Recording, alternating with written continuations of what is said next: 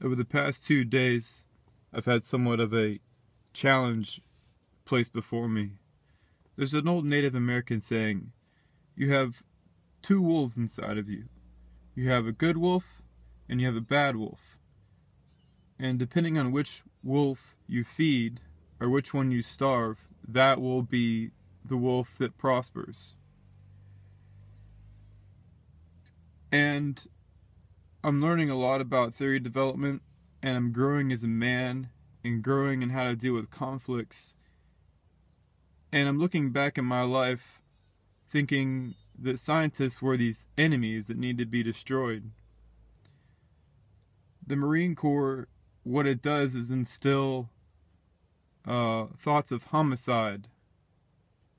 That the enemies out there, you must seek and destroy them, you must kill them to solve all the problems, to solve all the issues. But in the Marines, there's only one type of conflict. There's only one type of way of looking at things. It's us versus them. But the truth is that conflict can be looked at in a more positive light. It can be looked at as a dance. It can be looked at as a garden. Such as you plant seeds and you tend to that. And if you have conflict, you have to prune the weeds and whatnot.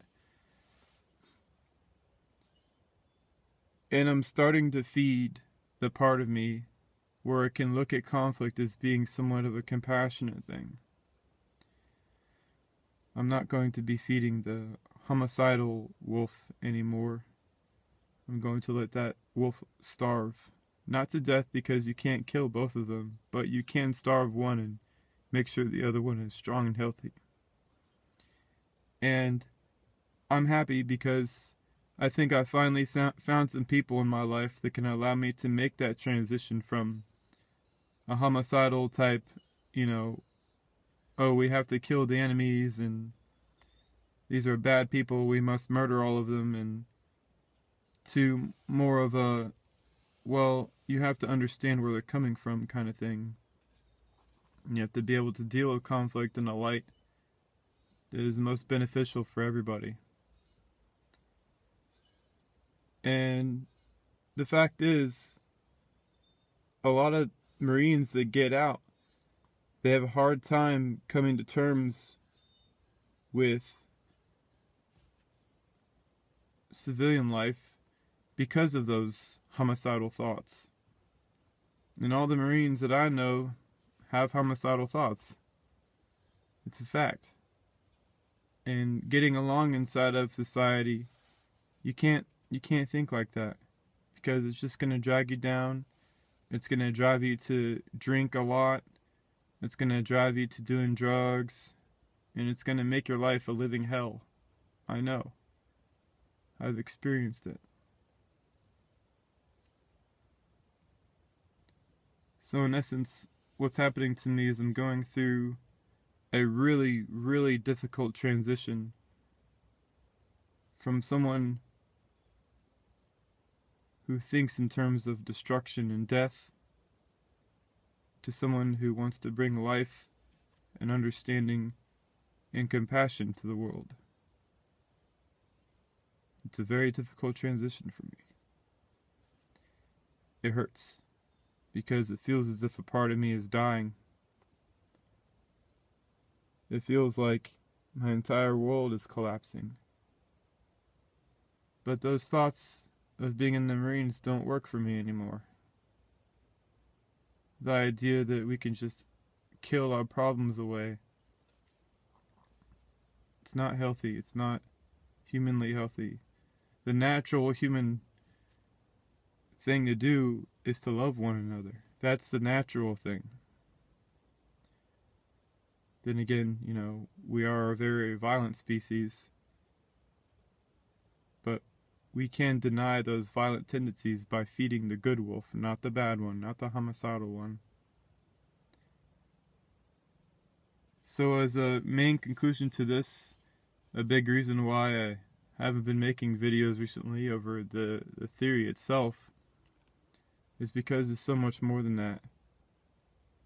the transition in my mind from someone who wants destruction and death to my enemies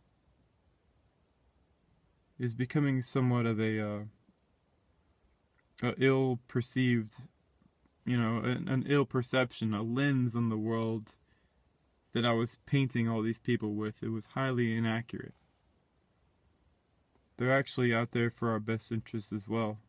It's just the modes they have are not, they can be more efficient and they can see things in a different light if they choose to change their lens as well. And that's what I'm doing. And as another note, a lot of the scientists that work in astronomy, astrophysics, geophysics, the vast majority of them were never in the Marines. So they don't know what kind of conflict that's going on in my brain. They don't know how hard it is to transition from a literal sense of being trained to kill people to wanting to be more compassionate towards people who are having a hard time understanding reality. It's a dichotomy, a transition that I think all great minds have to go through. Now, I'm not saying I'm a great mind, but it does feel as if I'm making it great. It's a process. And hopefully with these two classes that I'm taking, conflict management and communication research methods, I can better myself in ways that I could never have imagined. To think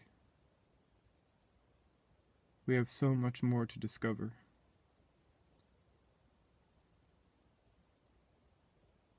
In conclusion, from now on, I think I'm going to try to feed the compassionate side of me when I discuss these matters, and to not be so angry with astronomers and astrophysicists, to try to look at them in a light of,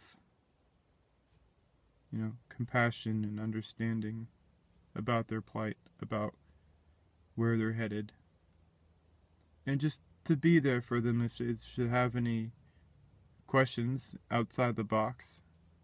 And if there are any of my listeners that should have any questions that are seemingly disconnected from reality, I can probably help you out with that, because the kind of reality that I had painted on my brain when I was 18 to 22 years old is not the kind of reality that, any fully functional human being should be having. So that transition is still going on in my mind. But today is January, I believe, 31st, 2016. If there's anybody out there that's having any struggles transferring to civilian life, feel free to message me. Don't think you're alone in this, because you're not. Later.